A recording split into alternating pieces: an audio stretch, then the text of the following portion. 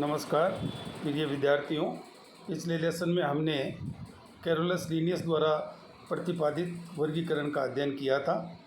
आज हम उससे आगे पूर्व डार्विनियन वर्गीकरण पद्धतियों के अंतर्गत पार्ट पीरियड थर्ड का अध्ययन करेंगे।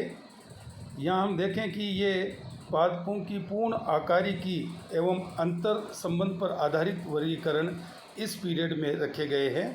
पूर्व में जैसा हमने पढ़ा, कैरोलस लीनियस के वर्गीकरण में केवल रिप्रोडक्टिव ऑर्गन्स को आधार मान करके, जिसमें मुख्यतः पुंकेसर व पुंकेसर के लक्षणों को आधार मान करके जो वर्गीकरण दिया गया था, उसमें बहुत सारी त्रुटियां रही। जैसे प्रूनस और कैक्टस समान संख्या में पुंकेसर होने के कारण एक ही स्थान पर आ गए। इस कारण हम ये कह सकते हैं कि कोई एक सिंगल कैरेक्टर महत्वपूर्ण नहीं होता। माइकल एडमसन ने इस बात का प्रबलता से जोर दिया कि प्राकृतिक वर्गीकरण पद्धति को निर्माण करने में हमारा योगदान होना चाहिए। पादप के उन सभी अंगों के उन सभी लक्षणों को वर्गीकरण में प्रयुक्त किया जाना चाहिए जो महत्व के हैं।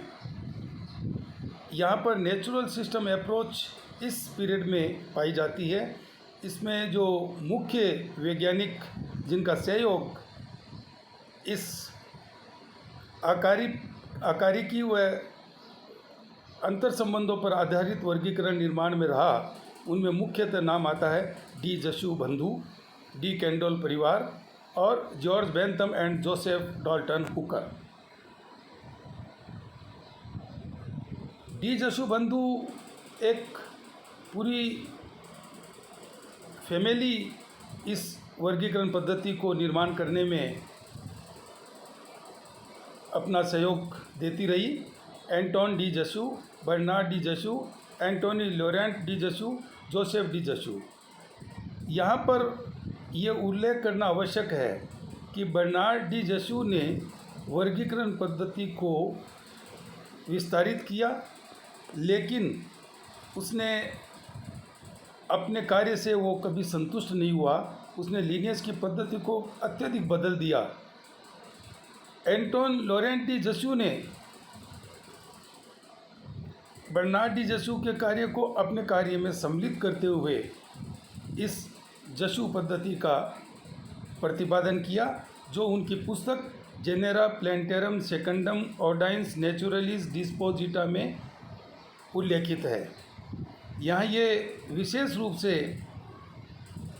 बताना आवश्यक है कि उनका ये कार्य बहुत अच्छा कार्य था। ये पद्धति जिसे प्राकृतिक अथवा रचना संबंधों पर आधारित माना जा सकता है, इसमें कुल 100 फैमिलीज एवं 15 वर्ग रखे गए। यदि हम नटशेल में डी जशु क्लासिफिकेशन को देखें तो यहाँ देखते हैं कि प्लांट्स को एकोटिलिडन्स, मोनोकोटिलिडन्स, डाइकोटिलिडन्स में विभक्त किया गया, तथा जहाँ पर असमंजस की स्थिति थी वहाँ उन्होंने अलग से डाइकोटिलिडन्स प्लांट को डिक्लाइनस इरेगुलरिस में विभक्त किया, जिससे एमेंटिफेरी, कोनिफेरी आदि। डाइकोटिलिडन्स को एपेटली, मोनोपेटली, पॉलीपेटली आदि में विभक्त किया। यहाँ पर हम देखें कि द्विबीजपत्री पादपों को जैसे एपेटली में एक परिदल पुंज युक्त कुल, मोनोपेटली में संयुक्त दली पुंज, पॉलीपेटली में पृथक दली कुल रखे गए। डिक्लाइनिस इरेगुलरिस में कुछ एक लिंगी पुष्प एवं द्विबीजपत्री एवं अनवट बीजी के कुछ कुल रखे गए। एकोटिलिडन्स में शैवाल, कवक, ब्रायोफाइट, स्टेगोफाइट एवं नाइडेसी, जो कि अब आवर्त बीजी का कुल है, वो भी उसमें सम्मिलित किया गया। इस क्लासिफिकेशन की विशेषता है कि एक बीजपत्री की सीमाओं की परिभाषा सटीक प्रकार से यहाँ पर व्यक्त की गई। डी कैंडोल परिवार का जो योगदान रहा, उसमें दादा, पिता और पौत्र 3 पीढ़ी का सहयोग वर्गीकी में मिलता है। Augustin Pyramus de Candolle, Alphonse de Candolle, Anne Casimir Pyramus de Candolle. Augustin Pyramus de Candolle, जिनको सामान्यतः डी कैंडोल कहते हैं, उन्होंने theory elementary de la botanique लिखा, जिसका अंग्रेजी अनुवाद थ्योरी ऑफ एलिमेंट्री बॉटनी है। और पूर्व लेसन में इसका वर्णन आया है कि जो शब्द टैक्सोनॉमी है वह डी कैंडोल द्वारा प्रतिपादित किया गया शब्द है, जो इसी पुस्तक में मिलता है। उसके पश्चात इन्होंने एक बहुत बड़ा ग्रंथ लिखा, प्रोडोमस सिस्टेमेटिस नेचुरलिस रेगनी वेजिटेबलिस। इसके 17 वॉल्यूम पब्लिश हुए, 7 वॉल्यूम उनके समय में और 10 वॉल्यूम उसके पश्चात। इन्होंने वेस्कुलर प्लांट्स की सभी जातियां जो उस समय तक ज्ञात थी उन सबको डिस्क्राइब किया। उन्होंने अपने वर्गीकरण में 58,000 पादप जातियों को 161 फैमिलीज में विभक्त किया। यदि हम नटसेल में देखें डी कैंडोल क्लासिफिकेशन की आउटलाइन, तो हम देखते हैं कि उन्होंने पादप समूह को 2 भागों में बांटा।